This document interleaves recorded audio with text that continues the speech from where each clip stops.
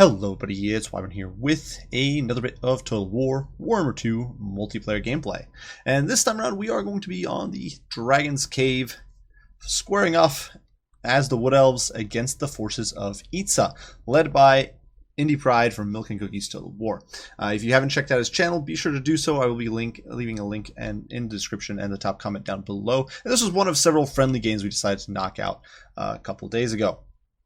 Now, going into this match, I wasn't going for any intellectual shenanigans. This matchup is traditionally somewhat favorable towards the Wood Elves, though certainly not a cakewalk as some people think. However, rather than going with, say, a Waywatch or Kite build, I decided, you know what, let's go with something a little, well, meatier and a little bit slugfestier.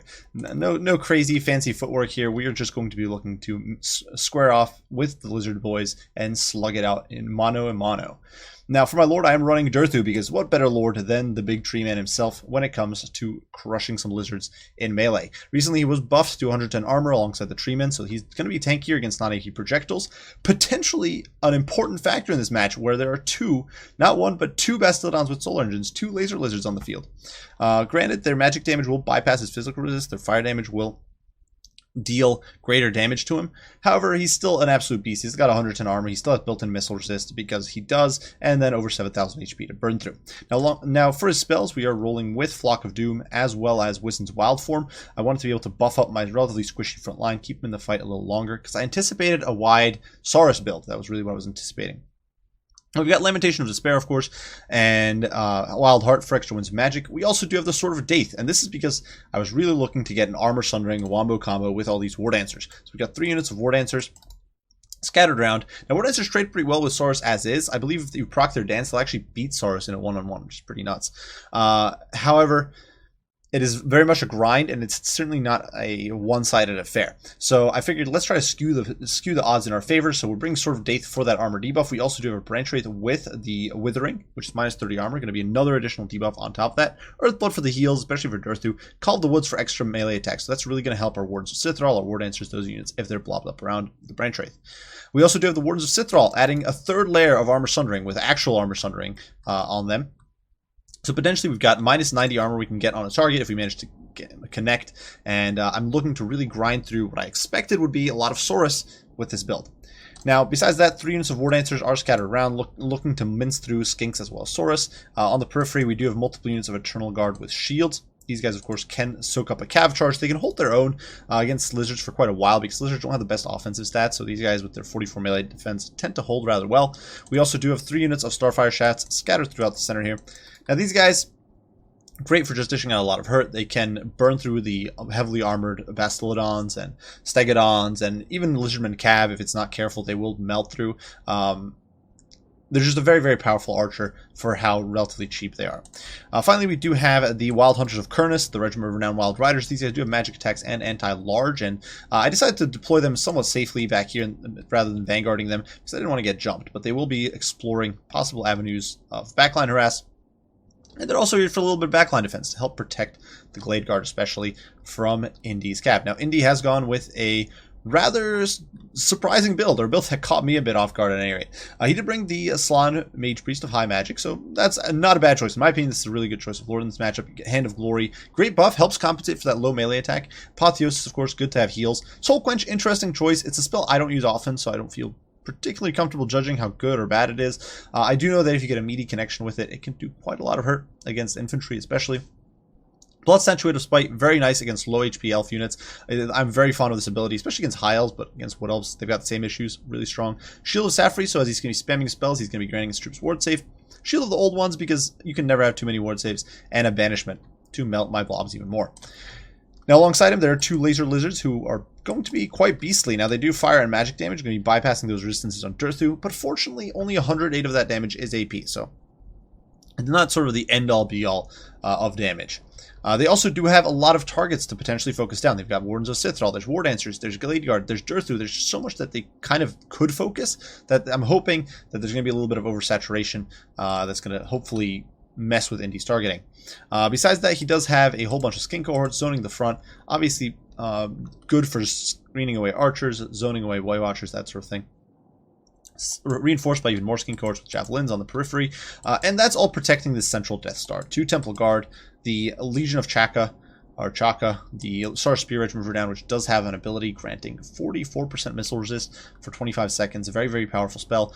And finally, we do have 2 Cold One Spear Riders, 1 on either end, and a single unit of Feral Cold One. So looking to flank me, potentially pincer me. Does have much better mobility than I do. Weirdly enough. It's kind of unusual in my experience to give up the mobility edge as the Wood Elves, but it is what it is. Now immediately I'm going to start peeling off with my War Dancers. I see the skinks, I was caught by surprise, and I'm like, not exactly thrilled with that. Soul Quench there hits Durthu, doesn't do very much. Durthu just kind of doesn't give a crap. But that Laser Lizard does about a 300 damage a hit. Definitely not bad. Now here I'm trying to get the War Dancers in on the skinks. They do have good 46 speed, and if they get it on these skinks, they will mince through them very quickly. With only 30 armor and pretty terrible stats, they will not last long, and the War Dancers are having an absolute field day, up to 25 kills in seconds. Now on this flank though, we are also trying to close in, but Indy you can see splitting off with his Temple Guard, and here, big misplay on my part. You can see the poor Wild Hunters of Kurnus losing 6 models, getting jumped by those sort of Cold One Spear Riders, and running for dear life. Certainly not lost, but still good chunk of damage done. Now, Starfire Shaft's unloading on the Bastillodon. Temple Guard is pulled forward, so Indy was sort of looking to bait my War Dancers in, and now pulls in Temple Guard, who will beat the snot out of War Dancers in sustained melee. But I figured, you know what, let's hit these guys with a Sword of Daith. Apotheosis is going down to counter that, but it does drop their armor to 55, which will make those War Dancers a lot more efficient. Unfortunately, Blood Statue, despite just melting these ladies, they're really not having a good time. But Durthu is striding to war, the big hulking tree man just slamming into these Temple Guards, scything them down with a massive blade, and doing huge amounts of work. Meantime, Starfire Shaft's just unloading on the Bastillodons, who are retreating as quick as they can. Shield of Chaka going down to protect them. Certainly not the best day for them. Over here, the Wild Hunters of Kurnus dive in to provide support against these skinks, and the Eternal Guard, you can see zoning away these troops, while the Wardens of Sithral collapse inward, alongside the War Dancers looking to wreck these skink hordes. Now, unfortunately, Laser Lizard doing huge amounts of damage to the Starfire Shafts. Definitely not cool. And these War Dancers have been routed. However, Eternal Guard here still pivoting around, screening away the Cold One Spear Riders, and we are going to get these Eternal Guard here on the Temple Guard, and Temple Guard are pretty mauled. Keep in mind, Temple Guard don't have immunity to psychology, so potentially Durthu could get some terror routes here, especially if the skinks start routing, because that's something I think a lot of people forget about Lizardmen. The skinks aren't expendable, so they do impact the leadership of other units, and because Temple Guard are not immune to psychology, they can potentially be chain routed. Now, here, these Temple Guard definitely barely, well, I say they're barely clinging on. They've got over 30 leaderships. They're not barely clinging on. But over here, though, the Starfire Shafts are raining hell on these Cold One Spear Riders. You can see the Wild Hunters of Kurnus pivoting in. Spear Riders trying to, or the Eternal Guard trying to intercept. But we are able to bust this line here because all it was skinks, and we are able to plow through. War Dancers diving in alongside the Wardens of Sithral. Unfortunately, though, the skinks are going to plow through, disrupt the charge, which is kind of a problem. War Dancers, 24 charge is pretty big, and it's what you want to be getting benefit from. But they do get intercepted by the skink cohort.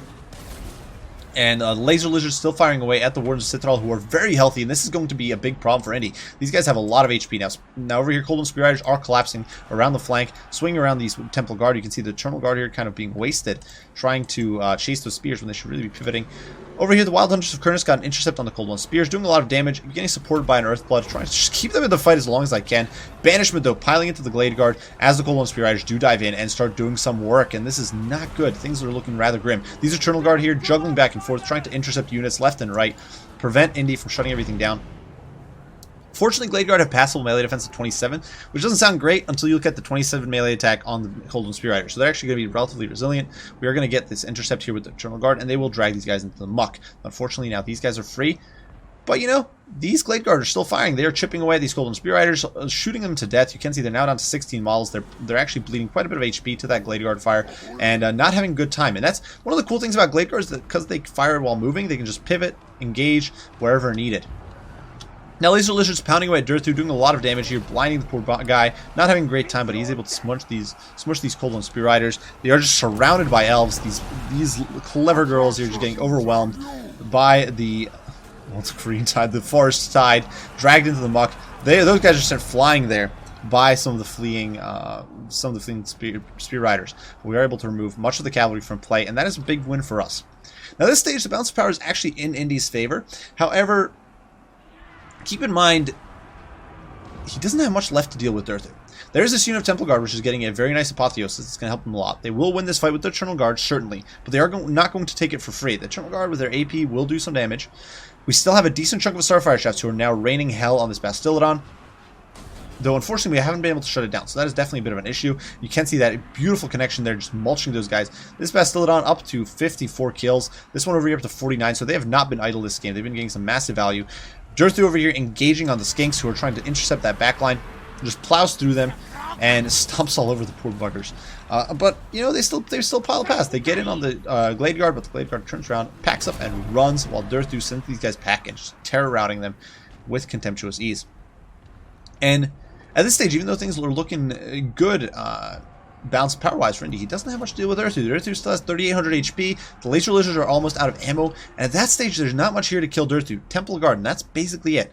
But Hand of Glory being used to help them beat Eternal Guard. At this point, Winds of Magic most likely running a little low. You can see some of the Starfire Shafts still around kicking, still shooting into this Temple Guard, because I realize at this stage of the game, this is the main target. This is the main attraction. If I can knock out those Temple Guard, if I can beat these guys to bloody pulp, I will be able to pull this one out. But if I'm not able to, Dirthu will be counterable. That could be an issue. In the meantime, Temple Guard over here are coming back, and they look super pulpy, but they're still at almost 1,000 HP, literally just 1 HP short, so they are still a very meaty target. Dirthu, though, coming in swinging. Yes, these are spears, but it's Dirthu, so he doesn't give a crap. He's going to crush these Legionaries of Chaco with ease. Uses a Lamentation of Despair there, which does absolutely nothing, but let's look at this glorious sight of Dirthu surrounded by lizards, just not giving a damn, and smacking them around, just cutting them from their feet, and having an absolute field day. And there's not much Indy can do. He is taking hits there, direct hits from the lasered. And you can see the one Bastillodon set up over there, trying to take pot shots at our brave boy, but Dirthu there, sending some of his friendly Eternal Guard flying. He's just very mad right now. But we are able to rampage the Legion of Chaka, start destroying them. Over here, the Eternal Guard intercept and crush the Skink Cohorts. Now, that said, this unit of Temple Guard still pursuing the Starfire Shaft, so we're actually going to break formations or disengage from all sides, trying to rain in fire on these Temple Guard. Unfortunately, we're very low on models at this point. These guys are down to 15, these guys are down to 13, these guys are down to 19, so not great stuff. These Temple Guard are going to take some pot shots here, lose a bit of HP. But because my Glade Guard is so bloodied, and these guys have so much HP left, it's going to be tough. We're not going to be able to rout them off before they engage. Things definitely not looking too hot for our archers, but we are going to use our pro StarCraft strats, our Space Marine splits, and we are going to split all over the place and make life hell for these Temple Guard. And they really need to be over here fighting Dirthu, not over there in this blob trying to chase the Starfire Shafts. That said, over here, the Bastillodons are getting bogged down. Shield the old ones goes down, but Dirthu don't give a crap. He's coming in there. He's got 153 kills here. That's from mostly fighting Temple Guard and Legion of Chaka and units like that. Now he's in there smacking around these Bastillodons. Yeah, they've got all that resistance, but that's not going to save him against the angry tree himself, and he's plowing through. He's also got that Branch Wraith buying support, and I'm not entirely sure what hit this boy. I think it might have been a soul. I think it might have been a Soul Quench. I'm not entirely sure. This guy lost a lot of HP all of a sudden. But we do get an Earth Blood off. It's going to heal us a whole bunch. Dirthu almost up to 3,500 HP, 3,300 about. And he is just pressuring these poor Bastillodons into oblivion. Now, they are getting a heal there from Apotheosis, but in come the Eternal Guard. Their leadership holding strong. Of course, Wards of Cithrall do have immunity to psychology, being wild with Rangers. They're just dragging these poor Bastillodons into the muck. Orion smacking them down. Doing huge amounts of work. That armor sundering going into effect, helping as well. These guys are not having a good time. Soul Quench goes down, and he's just throwing everything at Dirthu, trying to melt him down, because if Dirthu dies here, he can probably win easily. If Dirthu does not die, well, Dirthu will carry. So at this point, it is all about the big man. Can we bring Dirthu down? Now, Bastillodon here, wandering off, chased off, but I can't actually pursue him. None of my infantry is fast enough, especially now with the Skinks looking to sort of soak up the damage. Apotheosis does, excuse me, Apotheosis does go down, but Dirthu is still in here, slinging it out, stomping all over these Temple Guard. Dirthu is just a beast. Even with their high melee defense, Dirthu's 78 melee attack is just way too much for these guys to handle. He's going to be able to cut through them. They actually gain a Chevron there, up to 111 kills, so they've not been pushed over to this game. But Dirthu just spewing hatred there, Lamentation of Despair. He is angry, and he is not taking prisoners. So he's just standing tall here, surrounded by skinks. These little guys don't stand a chance. Branch Wraith's in there somewhere. Not entirely sure where. Oh, there. No, I'm not entirely sure where the Branch Wraith is. Another laser does clock Dirthu in the back of the head, but Dirthu just don't give a crap. He still doesn't. He just doesn't care about anything. He's just a mean old tree, and you can see Bounce Power is finally swinging in my favor at this stage. These Temple Guard here have given up the chase, which means the Starfires are now free to return, and make themselves a nuisance. These Wild Hunters are literally sitting at 0 leadership. I'm surprised they haven't routed. Durthu gets in on the poor Bastillodon. Now they are out of ammo, so there's going to be no more sniping at Durthu. Durthu is 2700 HP. I'm basically out of Winds of Magic, so keep that in mind. But this poor Bastillodon is buckling. One of the big problems for these big monsters tends to be their low leadership for the Lizardmen, so he's not able to hold it tight there. The Temple Guard, who really needed to be in here, are way too far away. And even at this point, they are actually getting interdicted by the Wild Hunters of Kurnus, who are diving in there on sort of a last hurrah. Durthu smacking down his Bastillodon, dropping its leadership.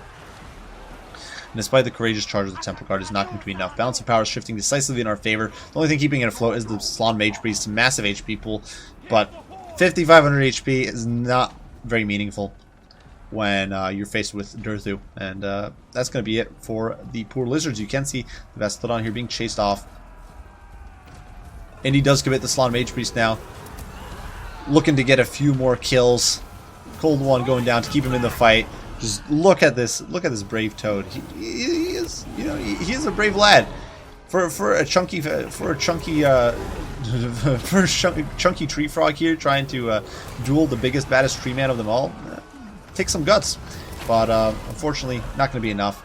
He does send a few Eternal Guard flying into the Shadow Realm, but just isn't good enough. Especially as cold-blooded, it does expire, and the lizards are sent fleeing. So definitely a tight match. Right down to the wire, really boiled down to Durthu sticking around to the bitter end, but very well played to Indy and a lot of fun. Really a fun and tight engagement. Now, for my build, I'm not sure it's necessarily the most competitive build. It was mostly a fun build, trying to get that armor sundering to work. But Indy caught me sort of with my pants down because he didn't bring a build I'd expected to face. I'd expected a lot of Saurus, reinforced by a lot of Skinks. And in those situations, War Dancer with the armor sundering are very strong. Problem is, Indy basically went with the two Laser Lizards, who War Dancers are not great against. The Cav, which War Dancers are not great against. Temple Guard, which War Dancers are not that good against. And getting the ideal engagement there is a little difficult. And then a Horde of Skinks, which you don't need armor sundering for. So the armor sundering effects were in many ways wasted that game.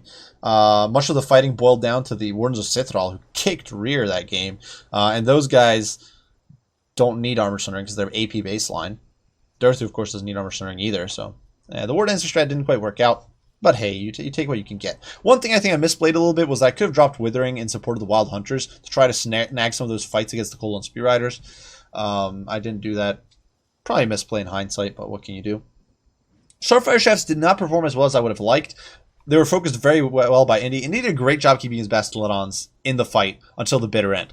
They ran out of all their ammo. They both gained a Chevron. They gained 170 kills combined, which is nuts. Keep in mind, this is against relatively expensive elf troops. And this is with...